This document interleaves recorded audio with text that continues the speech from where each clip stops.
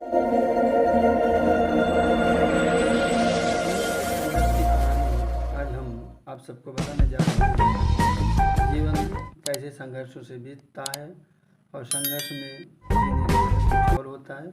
और जिसने दुख देखा नहीं उसको सुख की क्या अहमियत, और जिसने सुख किया नहीं उसकी दुख की क्या अहमियत। तो सुख और दुख दोनों जो है एक दूसरे के पर्याय हैं। तो सुख नहीं होगा तो दुख का आनंद नहीं होगा, और दुख नहीं होगा तो सुख का आनंद नहीं होगा। बिना सुख के अगर दुख आपको मिल जाएगा तो आप जीवन का आनंद नहीं उठा पाएंगे, या बिना सुख के आप जो है सुख के बाद दुख आएगा तो आप सुख का आनंद पाएंगे, और दुख के बाद सुख आएगा तो आप दुख का आनंद पाएंगे। मतलब कहने का तात्पर्य हुआ कि आप सुखम दुखम दोनों की जानकारी आपको होनी चाहिए। अगर आप जीवित हैं तो जीवन का आनंद ले रहे हैं तो मृत्यु का भी ज्ञान होना चाहिए। अगर आप सुखी हैं तो दुख का भी ज्ञान भाव होना चाहिए, और दुखी हैं तो आपको सुख की लालसा होनी चाहिए। ये है नैतिकता। अगर यदि आप लालची नहीं हैं, लालच नहीं है, लालच ऐसे होनी चाहिए जिसमें जो है आपका संघर्ष हो। ऐसा नहीं लालच होना चाहिए कि दूसरे का हड़प लें, दूसरे को ज़बरदस्ती कर लें, किसी को परेशान करें, ऐसा नहीं। अपने संघर्षों के, अपनी कठिन लड़ाइयों के द्वारा आप जो लड़ाई जीतते हैं उसका कुछ आनंद और होता है। तो आइए देखते हैं, एक कहानी के माध्यम से हम आप सबको समझाने का प्रयास कर रहे हैं। एक बार की बात है, एक छोटा सा परिवार था। वह परिवार बहुत ही दयनीय स्थिति से गुजर रहा था। परिवार हर समय संघर्ष कर रहा था। एक समस्या के हल होने पर दूसरी समस्या पीछे पड़ जाती थी। इन संघर्षों से थक कर परिवार के एक छोटे बच्चे ने अपने पिता से शिकायत की, अब मैं ज़िंदगी के इस थपेड़े से थक चुका हूँ। हर रोज़ के संघर्ष से तंग आ चुका हूँ। मुझे अपना भविष्य अंधकार में दिखाई दे रहा है। तो उसका पिता एक पेशेवर रसोइया था। वो लड़के को रसोई घर में ले आया। उसने पानी से 3 घड़े भरे और तीनों को चूल्हे पर रख दिया। और जब तीनों बर्तन में पानी उबलने लगा तो उसने एक बर्तन में आलू रखे, दूसरे में अंडे और तीसरे में काफ़ी बीन्स। तीनों बहुत बर्तन को उबालने दिया। बेटा बेसब्री से इंतज़ार कर रहा था, कि सोच रहा था कि उसके पापा क्या कर रहे हैं। 20 मिनट के बाद वह बर्नर बंद कर दिया और उसने आलू को बर्तन से बाहर निकाला और एक कटोरे में रखा। उसने अंडे को बाहर निकाला और उसे एक कटोरे में रखा। फिर उसने कॉफ़ी को बाहर निकाला और एक कप में रखा। लड़के की ओर मुड़कर उसने उसने पूछा, बेटा तुम क्या देख रहे हो?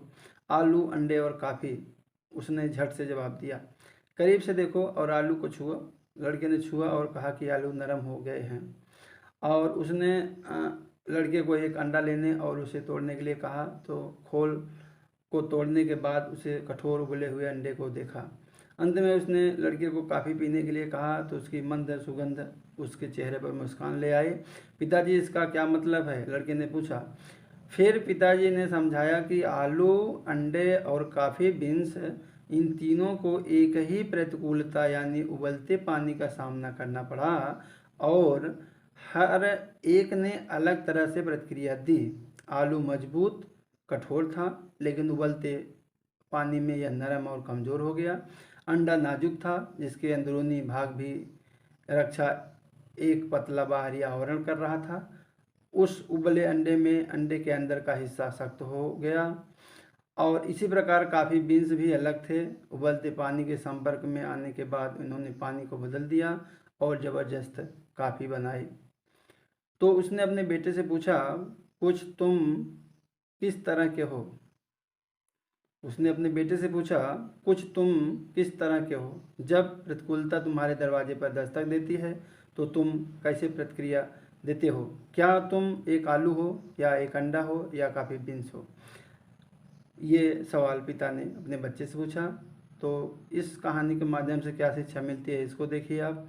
जीवन में हर रोज़ नई नई चीज़ें हमारे आसपास होती हैं, लेकिन केवल एक चीज़ जो वास्तव में मायने रखती है वह यह है कि आप इस प्रतिक्रिया को कैसे करते हैं और इससे क्या फ़ायदा उठाते हैं। जीवन के सभी बदलाव को अपनाएं और आने वाले सभी संघर्षों का सकारात्मक सामना करें। इस कहानी से यही शिक्षा मिलती है कि आप ये मन न सोचें कि सब लोग एक बराबर होंगे। कोई सख्त होगा तो कोई कोमल होगा, कोई पहले से कठोर होगा बाद में कोमल होगा, और कोई पहले कोमल होगा बाद में कठोर होगा, कोई बिखरा हुआ होगा बाद में एकत्रित होगा।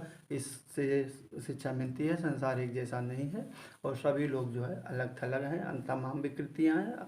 ये सब मिल करके आकृतियाँ बनाती हैं और इसी का नाम संसार है। बनना बिगड़ना दुनिया का काम है। अगर कोई बनने से खुश होता है तो बिगड़ने से